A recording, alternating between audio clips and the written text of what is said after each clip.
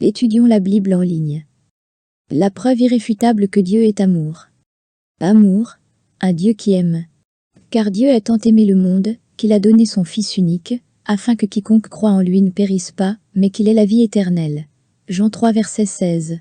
Et il t'aimera, et te bénira, et te multipliera, et il bénira le fruit de ton ventre, et le fruit de ta terre, ton froment, et ton mou, et ton huile, et la portée de ton gros bétail, et l'accroissement de ton menu bétail, sur la terre qu'il a juré à tes pères de te donner.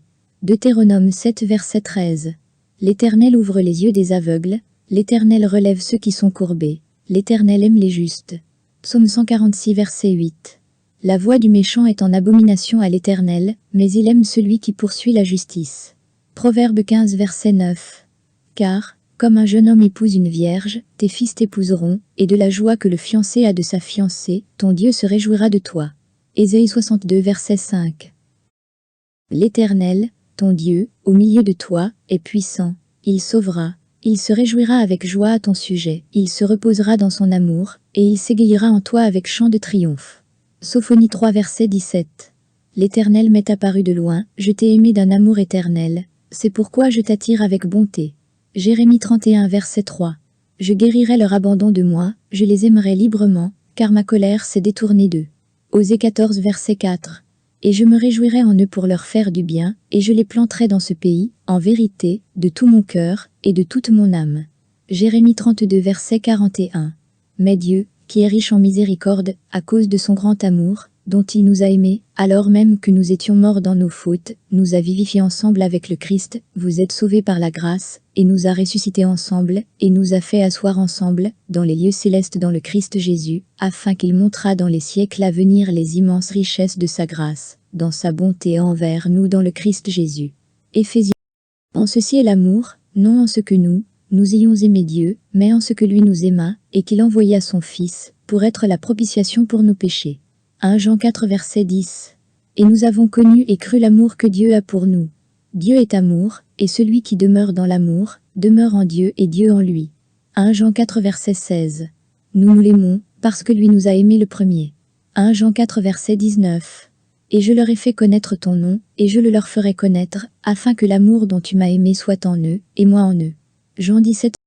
Moi en eux, et toi en moi, afin qu'ils soient consommés en un, et que le monde connaisse que toi tu m'as envoyé, et que tu les as aimés comme tu m'as aimé. Jean 17 verset 23. Car le Père lui-même vous aime, parce que vous m'avez aimé, et que vous avez cru que moi, je suis sorti d'auprès de Dieu. Jean 16 verset 27.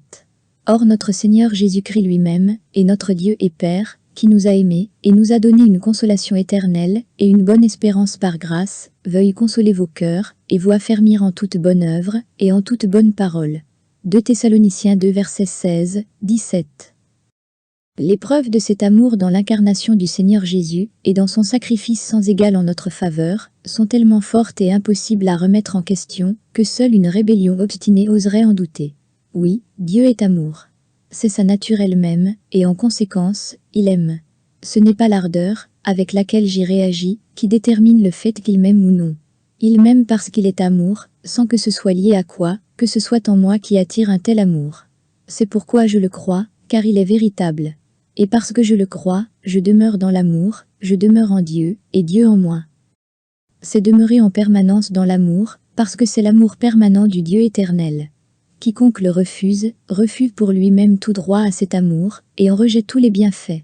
Le fait que Dieu est amour reste vrai même, si l'homme tente de falsifier le mot lui-même, la nature elle-même de celui qui, dans sa grâce, recherche la bénédiction la plus pure pour chacune des créatures. Dans sa grâce, il a supporté mon jugement à la croix, la peine entière, et sans atténuation contre le péché étant chargé sur lui, le sacrifice volontaire. L'œuvre étant maintenant accomplie, il est couronné de gloire et d'honneur. 1 Jean 4 verset 17. En ceci est consommé l'amour avec nous, afin que nous ayons toute assurance au jour du jugement, c'est que, comme il est, lui, nous sommes, nous aussi, dans ce monde. Dieu désire certainement que nous soyons consommés, rendus parfaits, dans l'amour. Mais comment cela s'accomplit-il?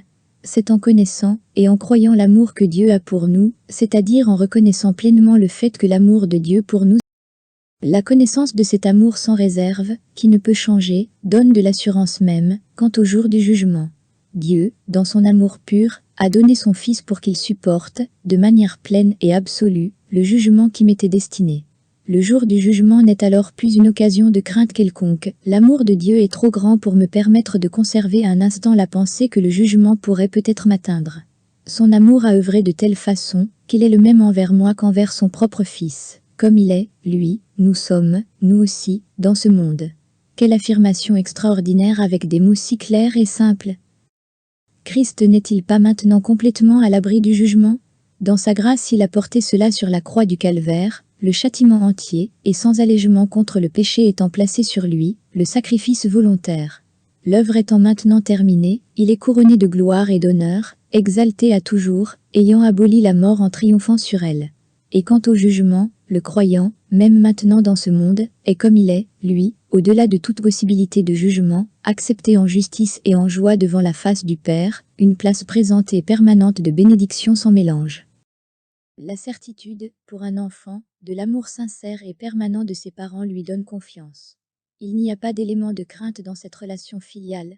Combien plus l'amour parfait de Dieu chasse la crainte. Et cela est rendu parfaitement réel dans la...